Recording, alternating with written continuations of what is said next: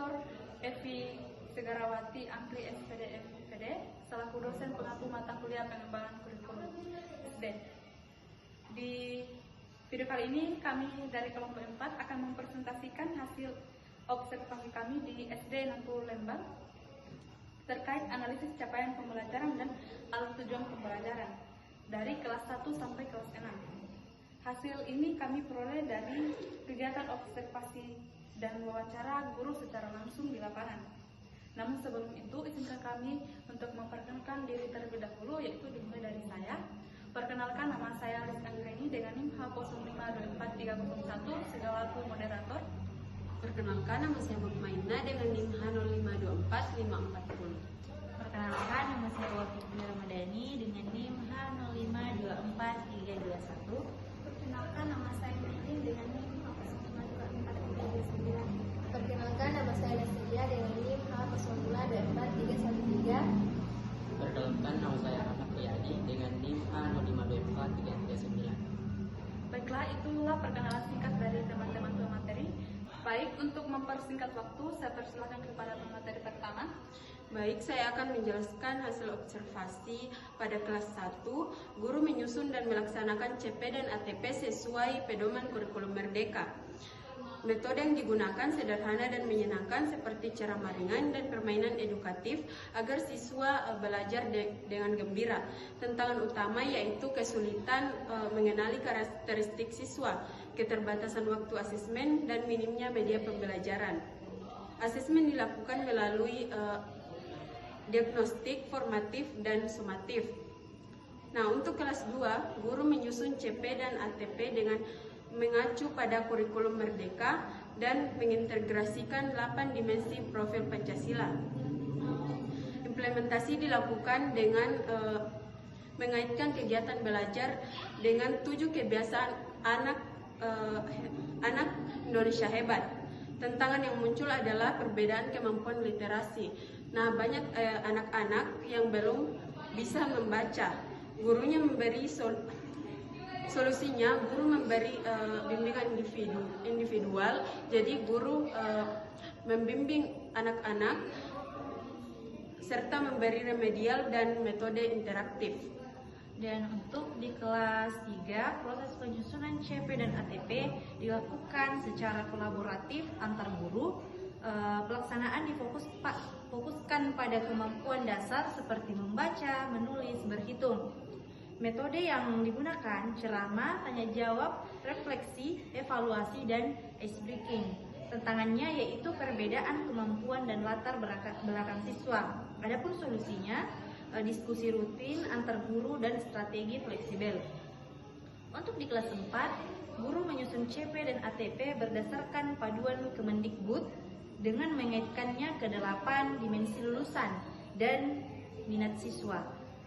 Sudah mulai menerapkan pembelajaran mendalam atau deep learning, dan asesmen yang digunakan disesuaikan dengan tujuan pembelajaran. Namun guru menyampaikan bahwa pelaksanaan CP dan ATP belum 100% efektif. Kemudian di sini saya akan menjelaskan tentang hasil wawancara saya terhadap guru kelas 5 dan guru kelas 6. Untuk guru kelas 5, yang pertama yaitu tentang CP. Beliau mengatakan bahwa CP ini terdiri atas 3 fase, yaitu fase A untuk kelas 1-2, fase B 3-4, dan fase C 5-6.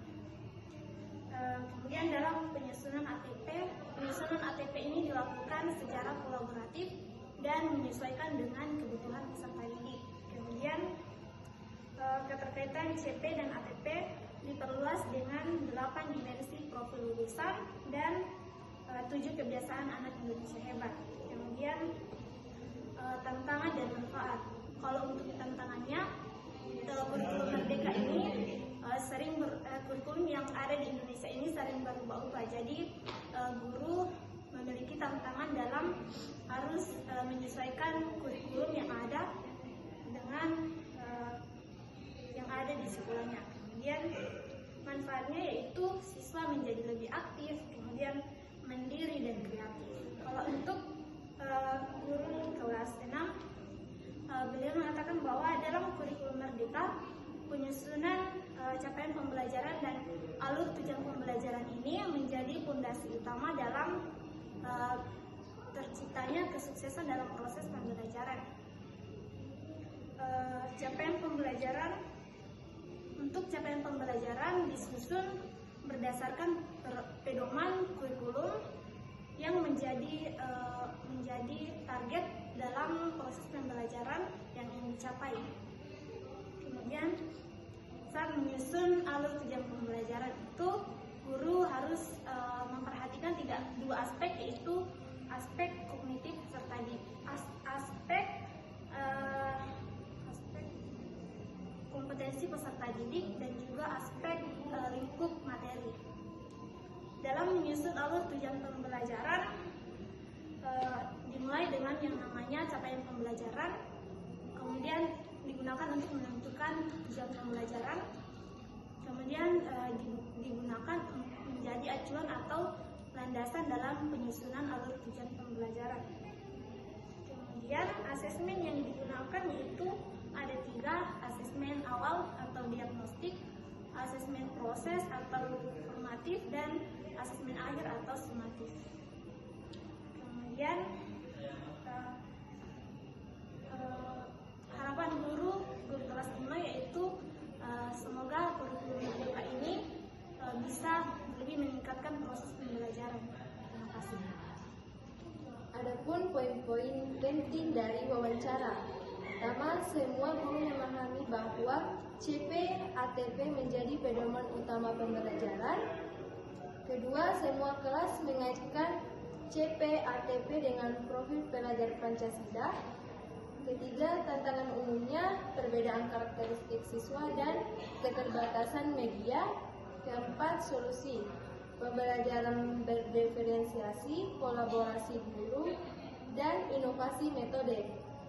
Dan asesmen yang dilakukan berjenjang, ada diagnostik, formatif, dan sumatif di seluruh kelas. Kemudian kesimpulannya, dari hasil observasi kelas 1 sampai kelas 6 dapat disimpulkan bahwa penerapan CP dan ATP sudah berjalan sesuai kurikulum Merdeka. Meskipun belum sepenuhnya sempurna, guru sudah beradaptasi dengan prinsip pembelajaran berdiferensiasi, berpusat pada siswa, dan fleksibel. Tantangan seperti keterbatasan sarana dan adaptasi guru masih perlu pendampingan. Namun semangat guru untuk belajar dan berinovasi menjadi praktik baik penerapan kurikulum Merdeka. Sekian, saya kembalikan kepada moderator. Baik, mengucapkan terima kasih kepada teman-teman materi. Demikian hasil presentasi kami tentang analisis capaian pembelajaran dan alur tujuan pembelajaran dari kelas 1 sampai 6. Semoga hasil ini memberikan gambaran nyata tentang bagaimana kurikulum Merdeka diterapkan di sekolah dasar. Terima kasih. Wassalamualaikum warahmatullahi wabarakatuh.